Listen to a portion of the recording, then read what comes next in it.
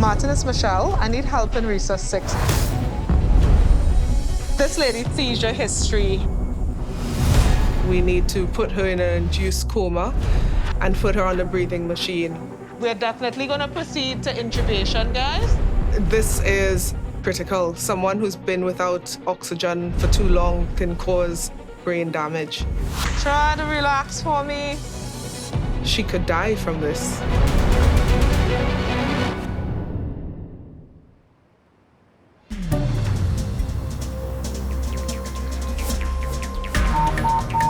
Good morning, Royal Melbourne.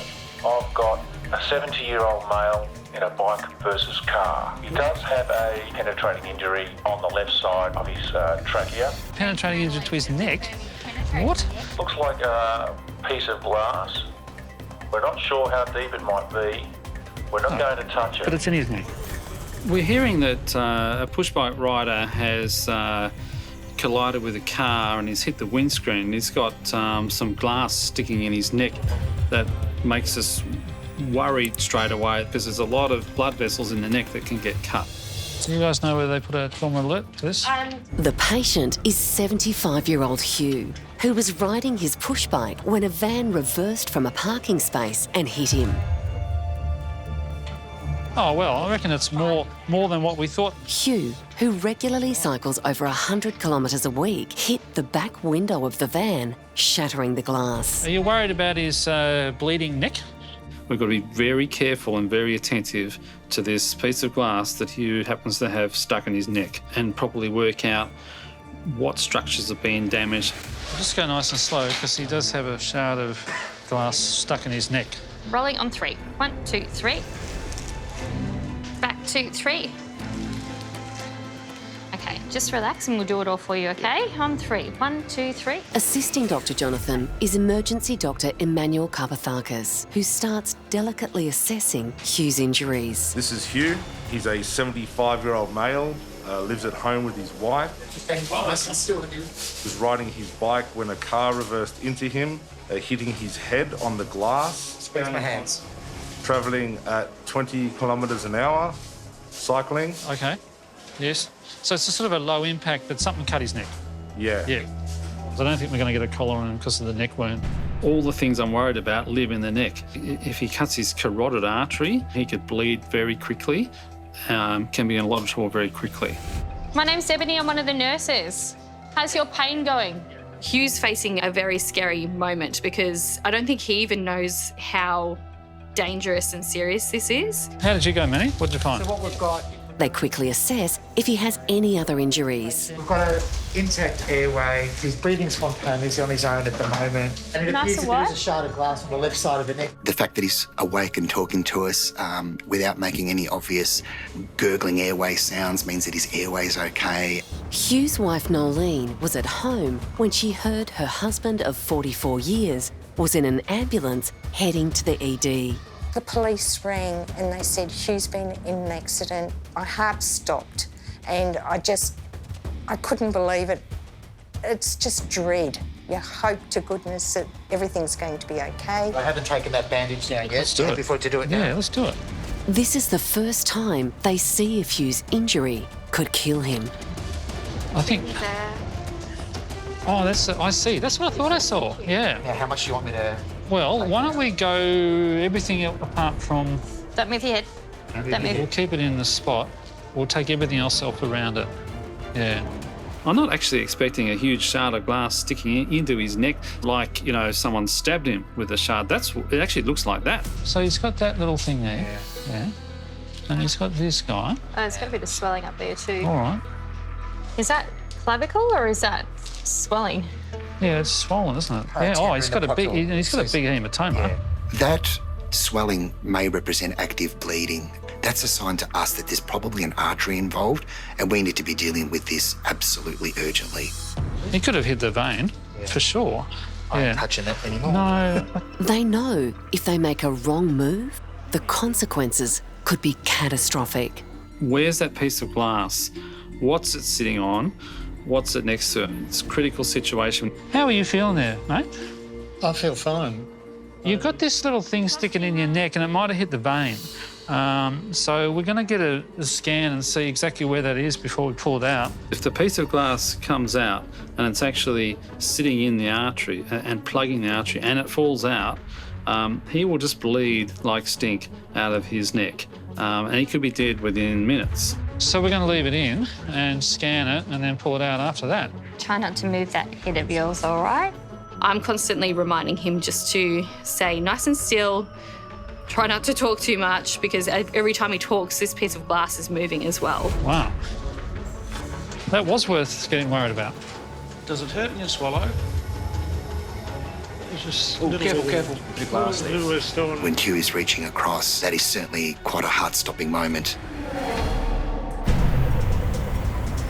Case numbers are starting to build. Paramedics arrive with mother of two Cindy, who's unconscious after a series of life-threatening seizures. What's the patient in resus 6? Emergency Dr. Michelle Thornhill acts fast. The 37-year-old's life is in danger. I was just thinking, well, there's the colouring here because it almost looks a little bluish. When I lift the mask off, I think her lips do actually look a bit blue. It's actually a pretty ominous sign because it can mean that they're very low on oxygen. Open your eyes for me. Open your eyes. The team know it could be fatal if they don't get enough oxygen into her immediately. This is Cindy. She's 37 years of age, works at Melbourne Airport, lives at home with her partner. She's had approximately 5 reoccurring chronic seizures with no return to consciousness between them. So you go ahead, I'm just gonna come up here. Cindy's partner is at home with their 2 young children, so can't be with her now. All right there, give us some deep breaths. Cindy's status is life-threatening at the moment. If she doesn't get the critical oxygen that she needs and she keeps seizing, then she can have lifelong brain damage. She's localising. The young mother's seizures haven't stopped. She's deteriorating fast. As soon as I identify the critical nature of Cindy's illness, I realize that I need more hands on deck. Martin, it's Michelle. I need help in resus 6. Thanks. Bye. When your colleague says that they need a hand, you drop everything and go. Can you just take that phone and hang it up for me? All right, and then I need someone to back. Yep. If they can't get enough oxygen into her, Cindy's life is at risk. What's Martin? I'm here. Hi. So this lady, 30-something, seizure history, had basically status epilepticus. That's about 4 or 5 recurrent seizures, didn't recover. We've got a seizure.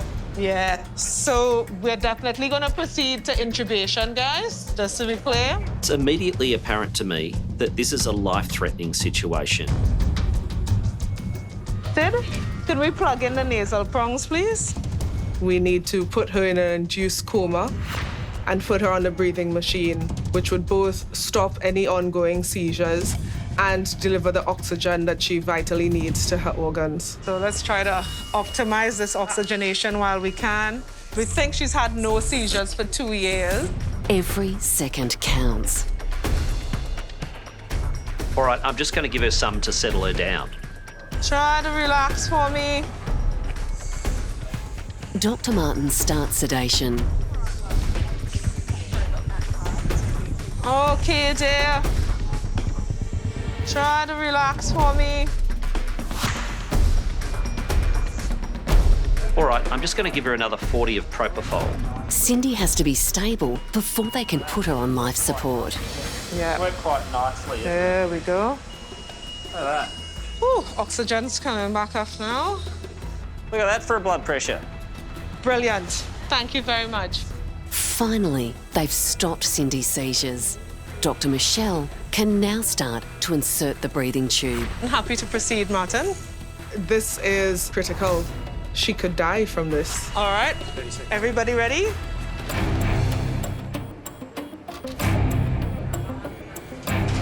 Does it hurt when you swallow? It's just careful. The glass there. Little stone just on the left side. 75-year-old Hugh has nearly touched the shard of glass that's embedded in his neck after a serious cycling accident.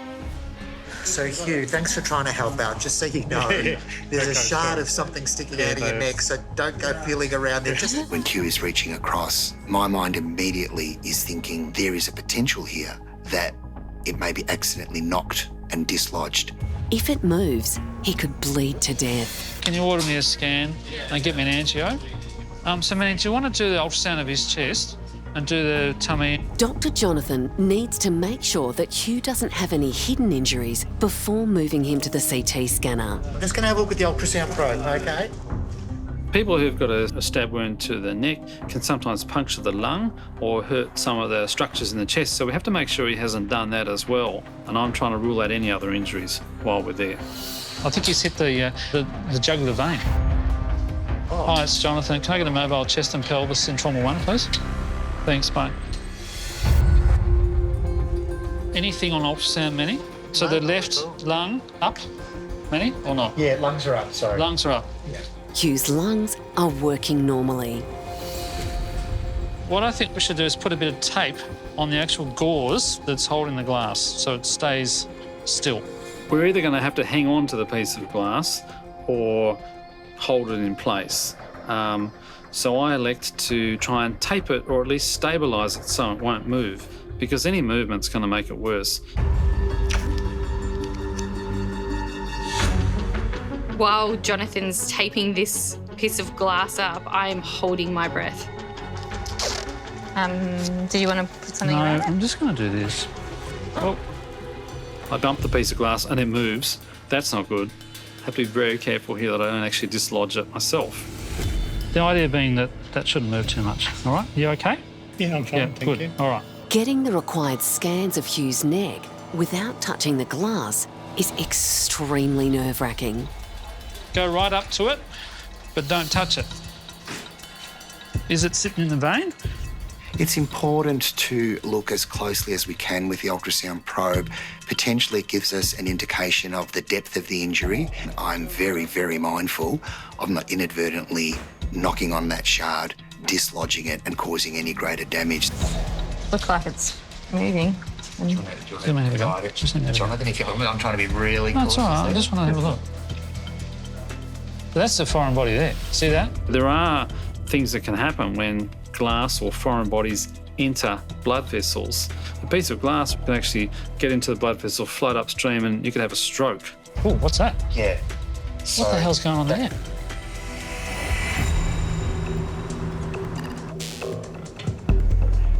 Airport worker Cindy's had a series of life-threatening seizures. We're definitely going to proceed to intubation, guys. Dr. Michelle's about to put her on life support to take over her breathing. Everybody ready?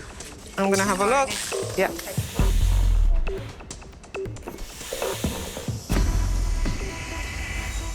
Perfect epiglottis, and I can see cords. Now, Dr. Michelle inserts the breathing tube into the lungs. Let's feed the tube over, please. You have the bougie. Good. Can you give me a bit of backwards? Yeah. A little bit more backwards if you can. If it's in the wrong hole, we might be pushing air into her stomach instead of her lungs. So it's a really critical point in that procedure where time seems to stand still. Excellent, that's over, bougie out. Good, and let's get cup up, perfect, and go ahead. It's critical the tube is in exactly the right position. So I am 22 at the lips. Have a CO2 trace, we have direct visualization. Would you mind just having a quick listen? I get Martin to listen to both sides of her chest to check to see that air is flowing equally into both sides. That sound all right? You're in the right hole. Yeah. There's more entry on the right side than the left. All right. Okay, ready? So, tube clamped. They remove the manual pump. The machine takes over Cindy's breathing. We just took off that end tidal from there, and it's going through over here. The oxygen levels are coming up, but we need to check the state of the lungs, and the easiest way to do that is to get a chest X-ray. Martin, did you get a hold of X-ray? They promised me they're coming immediately. Excellent, thank you. All right, well, it's maintaining. It's not going down. Excellent, hi. X-ray.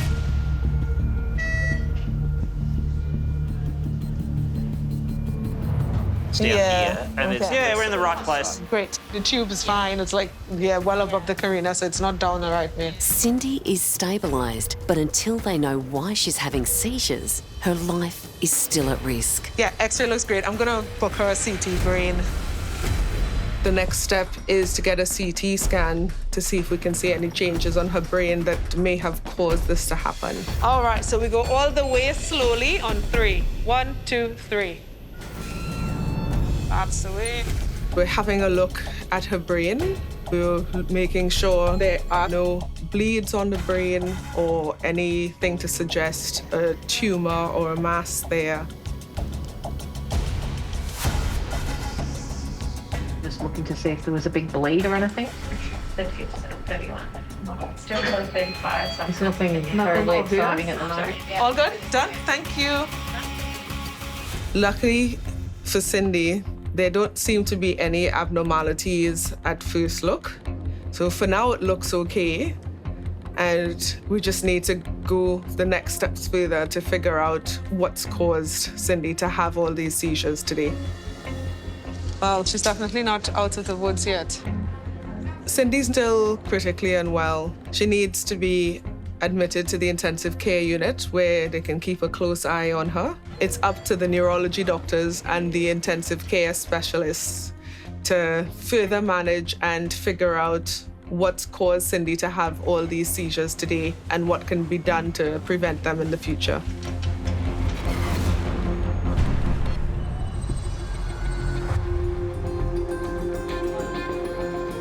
So this lady's in her bed now. We should just go have a look at her. Emergency Dr. Scott Taylor is about to meet his next patient. We're expecting a lady in her 90s who sounds like she's probably broken her hip or something around her hip. And we know that these sort of injuries are pretty good predictors of people dying within the next 48 hours. Hello there. Hello. Phyllis, I'm Scott, one of the doctors. 94-year-old Phyllis has fallen badly while getting out of the shower. What do you remember happening? I just fell. Mm-hmm. I went down so quick. Well, the older you are and the taller you are, the quicker you go down. Phyllis has lived alone since her husband died 13 years ago. Just have a look at your pelvis here. So this is the sore side, is it? It's sore in here? Yeah, there. Sore in there, okay. Dr. Scott suspects she has a broken hip and a possible head injury. Did you hit your head at all? Don't think so, no. Okay. You're conscious the whole time? Yeah. You saw anywhere other than your hip? Just that whole leg. The whole leg, okay. It's quite obvious after the initial assessment that she's either broken the neck of her femur or potentially the upper part of her femur, below the hip joint. So how long did it take you to get to the phone? Oh, God, I don't know. Yeah, well, I was squaring around my back. Okay. I only got the phone down on myself. I'm laying on the back on the floor. I rang my brother. Phyllis's brother Eric lives a 30-minute drive away. Oh, it was the shock of her life because she rang me saying she had a fall and to see her laying there, and it makes you think. Phyllis was trapped for 2 hours before Eric could let the paramedics in. It's also possible that she's had some complications as a result of being on the floor for so long. Their muscles break down a little bit, which can cause some issues with their kidneys and their electrolytes and make them potentially really, really sick. You've got a bit of fluid in your knee as well. No, they've got a sticky knee. Okay. Can you bend that knee at all? No, that's okay. That's okay. Is it because it hurts in your hip? Yes. Okay. We know these injuries can be catastrophic. They've got a high risk of having a complication like a pneumonia while they're in the hospital. Maybe that fluid in your knee is always there, I don't know. Yeah. But we'll get an X-ray of your thigh bone, your femur, and an X-ray of your knee. I think you're probably going to have a broken hip, and if it's not your hip, it's probably going to be the top part of your your femur. If that's the case, either of those things are the case, you'll need an operation. Oh, dear.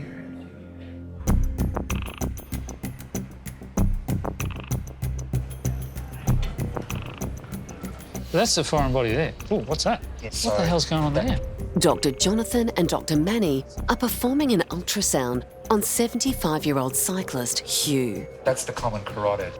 A shard of glass sticking out of his neck after crashing into a van's back window. That common carotid's got some weird stuff there. The actual foreign body. Okay. Worried, pieces of glass have broken off the main shard and have entered the carotid artery in the neck. You okay there? Me, yeah. Yeah, you're doing fine. If a projectile or a piece of glass gets into a blood vessel, it could actually be taken along for a ride in the flow of the blood vessel. It's called an embolism. Those reflections we were seeing, I think, are reflections. That little dot looks like when you put a central line wire through a vein. But that's what we were seeing in the artery, though. There may be shards of glass within the actual vessels themselves. And that's most alarming because if there are small pieces of foreign body material, they can act like a clot that causes stroke and travel up to the brain. You ready for X-ray? Yeah, Yep. yeah, All right. thanks.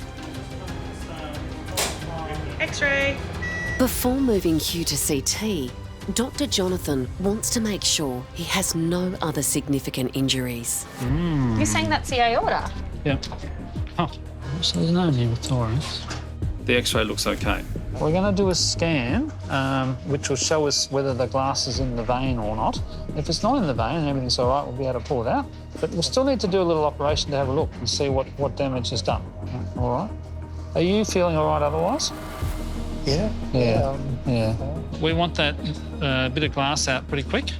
We want to be in the operating theatre when it comes out. We need to get more information for the surgeons first, so we're going to go to the CT scan to work that out. All right. No movement with your neck, okay? Ready? Okay, on three. 1, 2, 3. Emergency nurse Ebony Butterworth has taken Hugh for a CT scan. He has a shard of glass embedded in his neck after a serious cycling accident.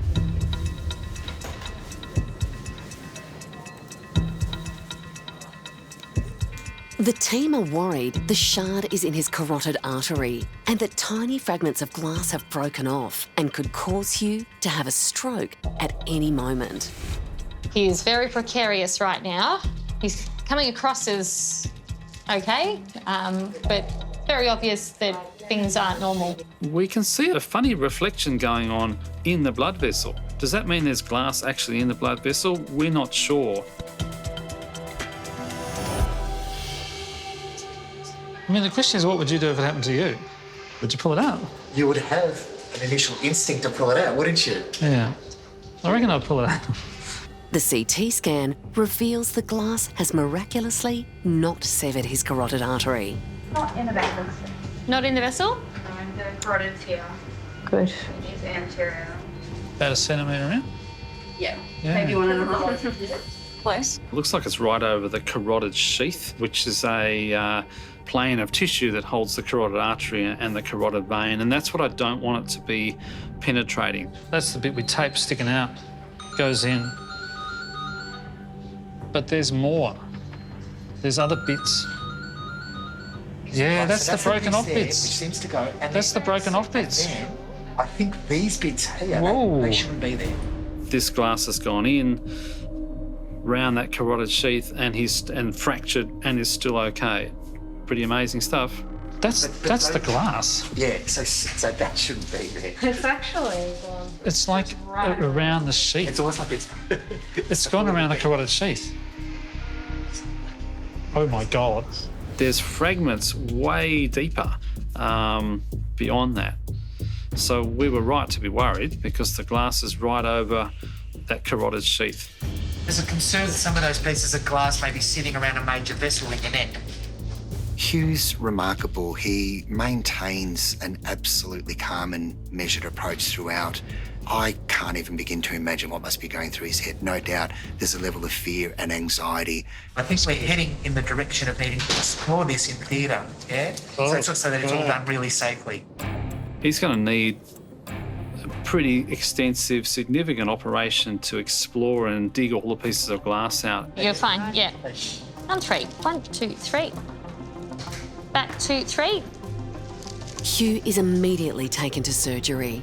He's unlucky that he's had the accident, but he's lucky he's still with us, because if it was 1 centimetre further in, he might not be with us.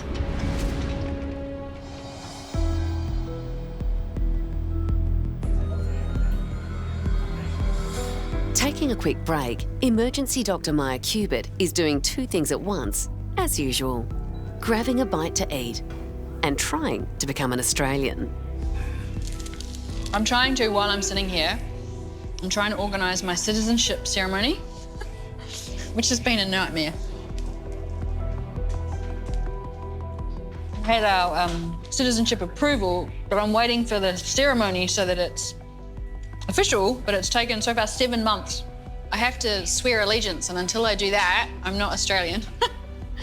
So I remain New Zealander just for a little bit longer. As Dr. Maya heads back down to the ED floor, her next case is on the way. Royal Melbourne receiving. Good evening, Royal Melbourne. We're coming to you with a 24-year-old female, 1 week post-tonsillectomy, currently with active bleeding. Her first name is Jorja. So we've just had a call about a young woman who's coming in having had her tonsils removed, who's bleeding from the area at the back of her throat where the surgery happened. It's called a post-tonsillectomy bleed. It often happens at, sort of 5 to 7 days after surgery, but it can be a life-threatening situation. You all right? Can you get in? 24-year-old student Jorja was at home when she started bleeding heavily from her throat. Who did your surgery? Which day? It was last Tuesday. Last Tuesday, okay. Why don't we just leave him there? We had a whole other bucket at home as well, and then we had about 50 mils of just straight blood coming from her nose and her mouth. Yeah.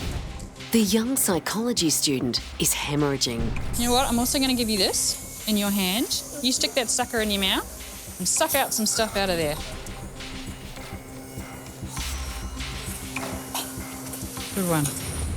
One of the problems for Jorja is there's blood coming out, and if it doesn't come out the front, it'll go down potentially into her stomach or potentially into her airway, causing her trouble feeling like you're drowning. If Jorja keeps losing blood, she'll go into shock. Dr. Maya prepares for the worst. I just need to give you another needle on this side so that if we need to, we can give you a bit of blood in the hurry, okay? Jorja was at home alone when the bleeding started. She called her mum, who then called 000. She frightened the living daylights out of her, saying, she goes, oh, there's a lot of bleeding. I was panicking because she's so far away. Like, getting to her quickly is just, tricky. So that's why I called the ambulance, and thank goodness I did. She was actually quite hysterical on the phone to me, very panicked. Good one. I'll hold the bag, you won't give one. Yeah, that's the way. You do it, because then you can guide where it needs to be. The paramedics have done a fabulous job of gaining her trust, of keeping her settled and putting her in a good position where the bleeding's coming forward and she's able to manage that. How you doing? You're the most chipper person that I've seen this. I don't really like hospitals. People smiling at me with blood dripping out of their mouth. It's like being on Halloween. We could definitely help with a costume at this point. Dr. Maya urgently needs to see where the blood is coming from and if she can stop it. Let me just have a look. It's a bit bloody. Yeah, I know, lovely. Big R.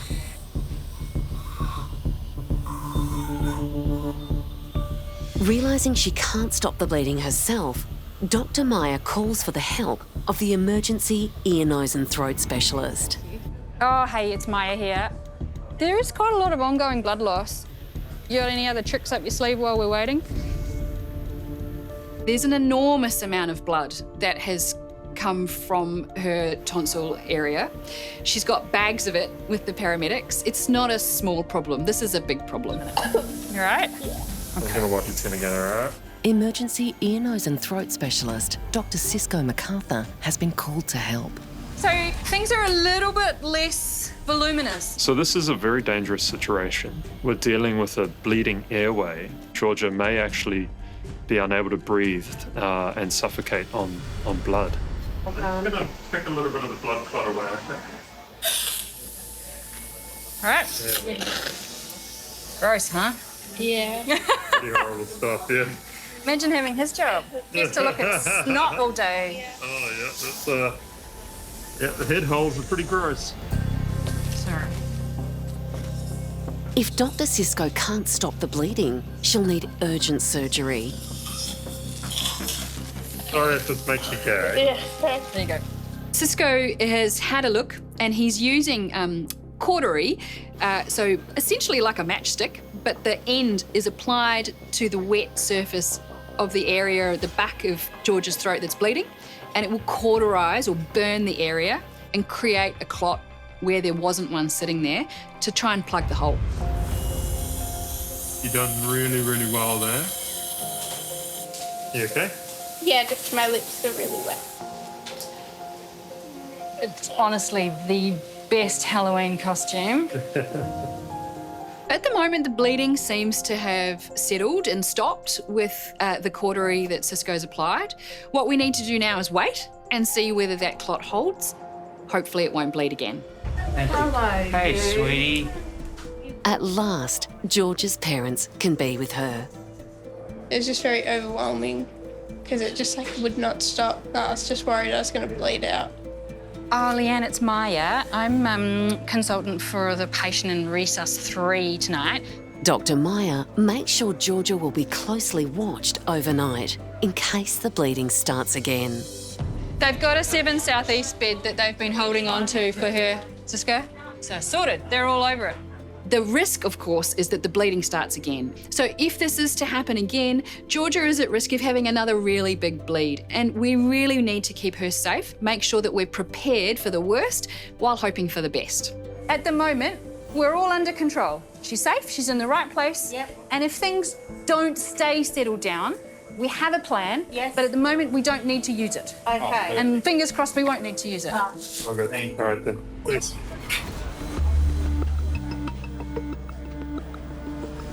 94-year-old Phyllis lay helpless on her bathroom floor after a shocking fall in the shower. Just have a look at your pelvis here. So this is the sore side, is it? It's sore in here? Yeah, there. Sore in there, okay. Dr. Scott suspects a bad break near her hip, which could be catastrophic for someone her age. Can you lift that leg up towards the ceiling? No, that's okay. Can you bend your knee and straight? We've noticed some fluid around her knee, which has me concerned that there may be a second injury there. And it tells me that she's fallen pretty hard and probably sustained some pretty significant damage to have injuries of this nature to 2 different places. I'm 94 and I've got all this time to do for myself, do my own shopping, washing, house cleaning. At 94, Phyllis manages to live happily on her own. This accident could change that forever. Her worst fear is losing her independence. Yeah. Any elderly patient that's fallen over, no matter how good they might have been before the injury, a lot of them actually die within the first 2 years after sustaining an injury like this. What we can do to help your pain in the short term is we can give you an injection of some anaesthetic, and that targets the nerves around the hip. I'm going to go and organise a few things for you. So the rest of those x-rays, I'll come back with some equipment to do that injection, and then we'll use the ultrasound to find a good vein, okay? All right. We'll take good care of you, I promise. Right. I'll be back in a couple of minutes. Okay. Dr. Scott needs to do blood tests to make sure Phyllis is okay if they need to operate on her leg. We often use our ultrasound machine to help find veins in patients who may be difficult to put a drip in for whatever reason. It's a bit of an awkward position because it's right where it crosses the elbow. So I'm right over the top of it. Yep. Sharp sting. These veins can be quite mobile, so you really need to pin them down, the veins, that is, not the patient. But the veins tend to roll around a little bit. Are you getting any? Yeah, getting plenty. Oh, at last. Cool. All right, so we've got all the blood we need. We'll get you off for your scans very shortly. If Phyllis needs an operation, the risks are high. She may not survive. All right, we'll be back in once your x-rays are done. Just tilt chin up the skull a little bit. That's perfect. Thank you. So injuries of this magnitude, we worry about people having low bone density, and that's certainly not unusual in elderly females. We know that their bones break much more easily. Hold there. Breathe normally, Phyllis.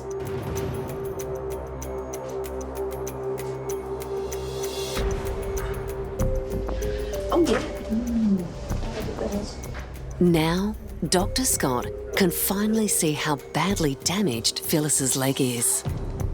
Unfortunately, Phyllis has got pretty nasty fracture of her femur, so her thigh bone. So it's broken up the top around the hip joint. It's also broken just below that at the top part of the femur. I'm really worried about the bad news that I'm going to have to deliver to Phyllis. She's got 2 pretty nasty fractures. Even just one of those fractures on their own is something that's life-altering for a lot of people. It may be that she doesn't quite get back to her level of independence that she was before the accident. It's also quite possible that she may run into some complications while she's in the hospital or recovering, which certainly may be life-altering or life-ending, unfortunately. All right, Phyllis. Hey, you've got a pretty nasty break in your hip. So it's through the top part of the hip and then it's to the top of your thigh bone as well. So there's a couple of separate breaks there. And it looks like there's a breakdown near your knee as well. An operation's definitely in order. It's just how much metal it's going to need and where that metal's actually going to go.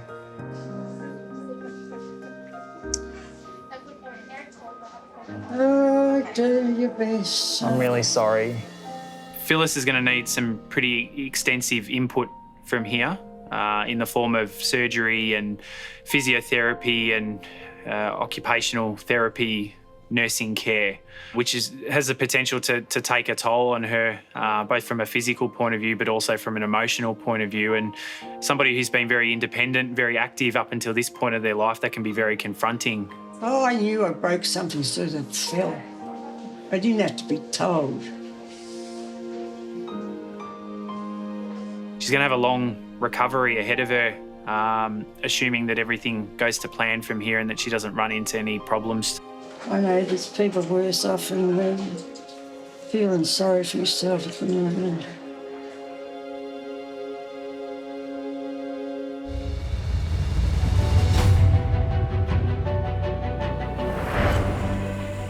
Martin, it's Michelle. I need help in Resource 6. Busy mother of 2 Cindy was losing oxygen after she collapsed at home while having seizures. We're definitely going to proceed to intubation, guys. Dr. Michelle needed to put her on a breathing machine and scan her brain looking for the cause. Just looking to see if there was a big bleed or anything. Well, she's definitely not out of the woods yet. Cindy went to intensive care to be monitored before going home. 2 months later, she's still seeing specialists to find the cause of her illness and very grateful for the care she received at the Royal Melbourne.